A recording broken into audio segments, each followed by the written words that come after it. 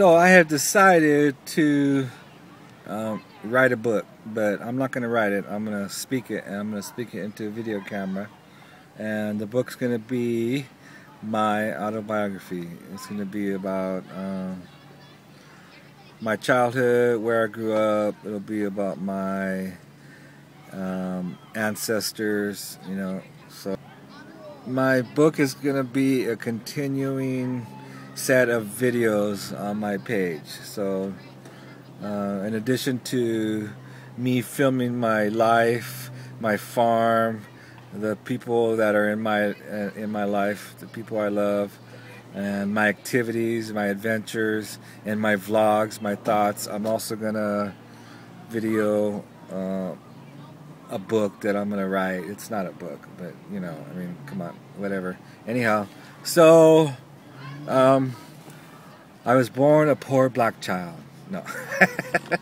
Alright, so I was born September 5th, 1962 in East Los Angeles, California, at White Memorial Hospital.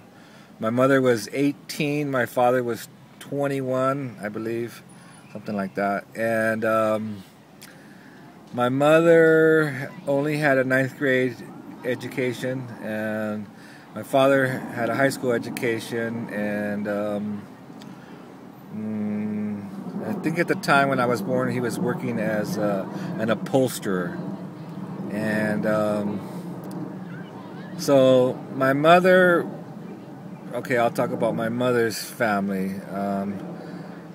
My mother's mother was Rebecca Gaxiola. She was born in California, and I never knew my mother's natural father, and I never knew any of my grandfathers personally. Let's see. So my mother's mother, Rebecca, was the oldest of, I believe, 9 kids, and she was born in California, and her father worked in a pickle factory, and there was an accident, and he became blinded by this accident, and got some money out of a settlement, and with that money they bought land in Mexico. And this was when my grandmother was young. And so my grandmother's mother was Lupe Zazueta, and they took that money, I think it was in the 1920s or something, or 30s, and they went to Mexico and bought a farm. And I seen pictures of that farm, and it was a really rocky place. Anyhow, so my grandmother told me was that my grandfather squandered the money after he bought the farm, and people cheated him, and because he was an alcoholic, they lost the farm, and so they were real poor. And my grandmother was the oldest, and she was the only one who was born in California. All her brothers and sisters were born in Mexico.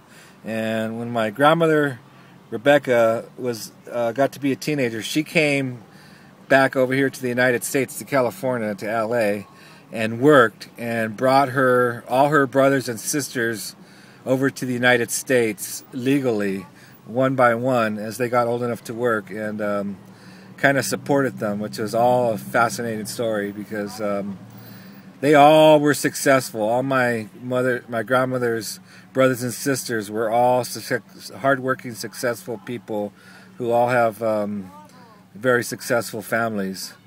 Anyway, so they all looked on my grandmother as a hero for, you know, bringing them out of Mexico into California, because they have a much better life here in California.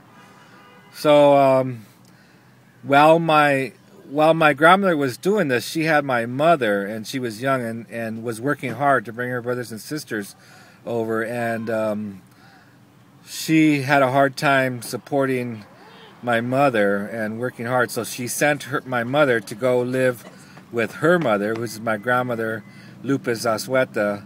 So my mother lived with her grandmother in Tijuana, Mexico, when she was very young. So my mother was born in Los Angeles, California, but she lived a lot of her childhood in Tijuana, Mexico. And like I said, she only had a 9th grade education, and she met my father when she was 17 and got pregnant when she was 17 and had me when she was 18. So I was born in East Los Angeles, California, and we lived in East Los Angeles, and those were my earliest memories. And I went to grammar school, Rowan Avenue Elementary in East Los Angeles. I lived on Dipman Street off of Whittier Boulevard in East Los Angeles. It was a very violent place, drug infested, gang infested, and I remember seeing a lot of violence when I was a kid. And in fact, my mother was violent. I was a very precocious child, and my mother didn't know how to handle me, so she turned to violence. And she used to beat me really bad, and I remember some of my earliest memories was thinking that she was going to kill me. So this was a really tough childhood, being in a gang and drug infested neighborhood with the mother who was 18, or and who had me when she was 18, so a young mother who didn't know how to handle me and used violence to control me. And so this was really damaging. So early on, my coping mechanism was I would leave. My dad got a job as a bus driver, and I got a bus pass. And I can remember at 5 years old taking the city bus to go to relatives' house because it was safer for me to be at relatives' house than with my own mother. So yeah, I learned how to take the city bus very, very young and did a lot of exploring.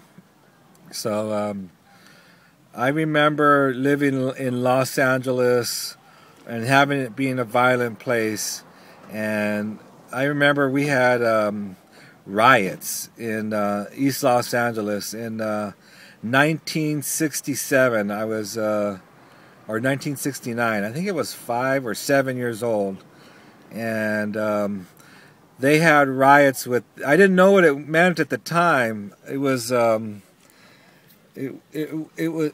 I saw was hippies and teenagers throwing rocks and bottles and bricks at police, and the police shooting tear gas at them, and smelling the tear gas and seeing people run through my yard to get away from the police. Anyhow, that was very impressionable. I mean, it was going on in my front yard. So the East LA riots were some of my earliest memories. That was something that I was very impressionable to me. So after those riots, my parents said that we needed to get out of East LA because it was just too violent, and they recognized the fact that I was not going to survive there. When I was 8 years old in 1971, in 3rd grade, we moved from East Los Angeles to Glassell Park. And I remember we moved mid-year, and I went to a new school, and I was like, it was hard for me to adjust because I was going into a new school mid-year. And shortly after we got there, there was a big earthquake, an earthquake in 1971. And I remember sleeping through it, but my mother woke me up, and I remember the aftershocks. And it was pretty traumatic, especially because my mother made it more traumatic by being scared. And so in 3rd grade we moved to Glassell Park, and we moved into these apartments, and it was a much better neighborhood, much less violent, although still somewhat violent, but not as much, not deadly violent. And I can remember getting a magazine with the brochure for seeds, vegetable and flower seeds, and ordering them and starting my own garden. And I grew tomatoes and squash and flowers just from the catalog in the magazine.